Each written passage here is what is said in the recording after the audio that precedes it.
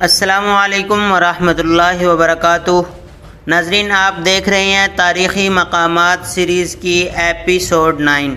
ناظرین، آج کی ایپیسوڈ میں ہم بات کرنے والے ہیں قلعہ رام کوٹ کی۔ ناظرین، رام کوٹ کا شمار پٹوہار کے قدیم قلعوں میں ہوتا ہے۔ قلعے کی داخلی راستے پر لگے معلوماتی بورڈ کے مطابق اس کی تعمیر 1186 میں غوری سلاطین کے عہد میں سلطان غیاث الدین نے کی تھی۔ قلعے کو دینا، ڈھڈیال اور میرپور سے 3 راستے جاتے ہیں۔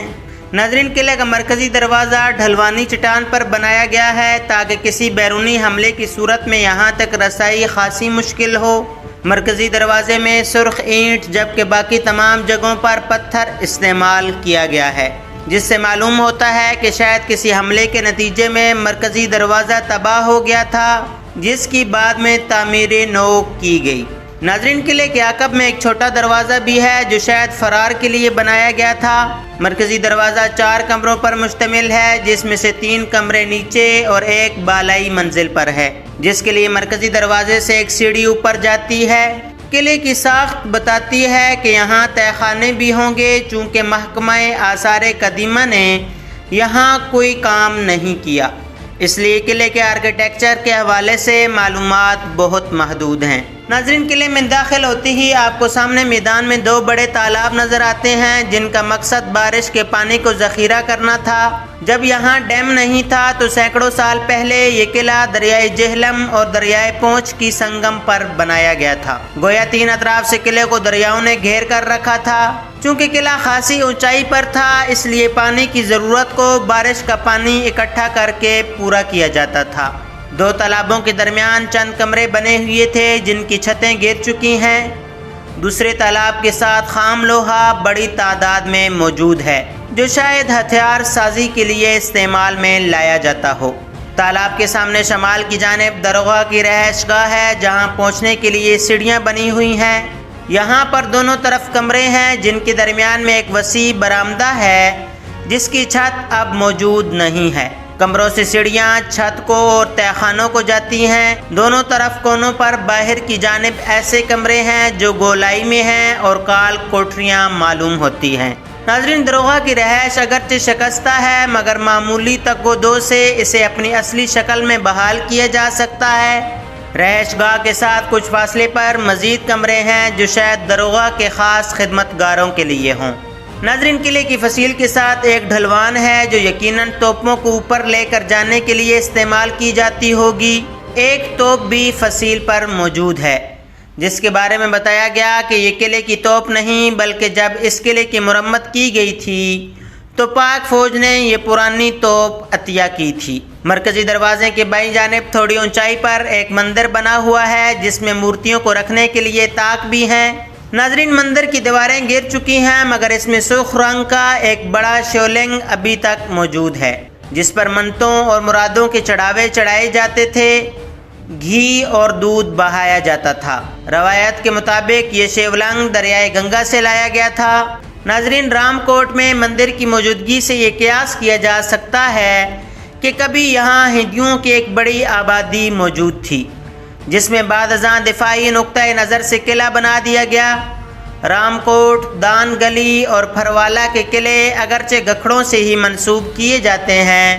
ناظرین، گکھڑوں کے آنے کے کم و بیش 1500 سال پہلے پھروالا میں ہندوؤں کی مذہبی کتاب رامائن کا ہیرو رام چندر پیدا ہوا تھا۔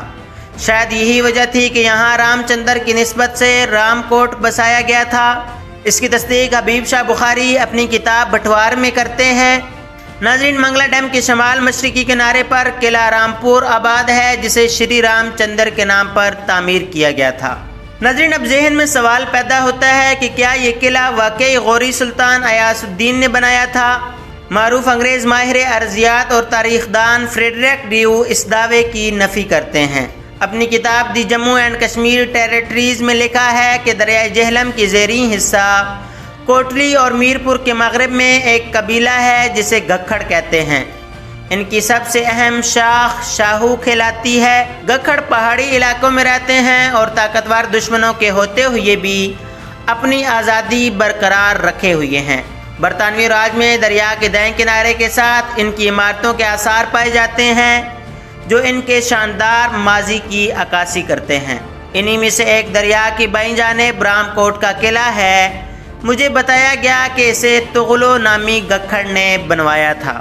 ناظرین، سکھوں کے عہد میں یہ قلعہ ڈوگروں کے قبضے میں دے دیا گیا تھا۔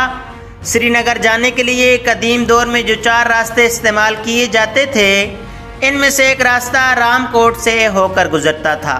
رام کوٹ قلعے کے قریب ہی تقریباً 20 کلومیٹر کے فاصلے پر منگلا کا قلعہ واقع ہے۔ دونوں قلعوں کے قریب ہونے کا مطلب یہ بھی ہو سکتا ہے کہ دونوں الگ الگ راجدھانیوں کی نمائندگی کرتے ہوں۔ منگلا کا قلعہ رانی منگلا سے منسوب ہے، جو کہ راجہ پورس کی بیٹی تھی۔ پورس اور سکندر اعظم کے درمیان 326 میں مشہور معرکہ اسی قلعہ کے گرد و نواح میں ہوا تھا۔ ناظرین، قلعہ رام کوٹ نہ جانے کتنی صدیوں اور کتنی داستانوں کا امین ہے۔ پوٹھوہار کے قلعوں میں یہ قلعہ سب سے اچھی حالت میں موجود ہے، جہاں تھوڑی سی کوشش کے ذریعے نہ صرف اسے بحال کیا جا سکتا ہے بلکہ اسے ایک سیاحتی مقام میں بھی بدلا جا سکتا ہے۔ قلعے کی سیاحت کے غرض سے آئے ہوئے ساجد یوسف، جو کہ برطانیہ میں کمیونٹی صحافت سے منسلک ہیں، انہوں نے بتایا کہ اسے دیکھ کر مجھے سمندر کے ساتھ پہاڑیوں پر بنے ہوئے سکاٹ لینڈ کے قلعے یاد آ جاتے ہیں۔ ناظرین، ان کا کہنا تھا کہ اس قلعے کو آپ دنیا کے انہی قدیم قلعوں کے ہم پلہ رکھ سکتے ہیں، لیکن یہاں کوئی سہولت دستیاب نہ ہونے کی وجہ سے ویرانی چھائی ہوئی ہے، اور اس کے علاوہ آمد و رفت کے ذرائع بہت مہنگے ہیں۔ اگر منگلا، میرپور اور ڈوڈیال سے سواریوں والی کشتیاں چلیں تو یہاں لوگ جوک در جوک آئیں گے، کیونکہ ایسے نظارے آپ کو کسی اور قلعے میں دیکھنے کو نہیں ملتے۔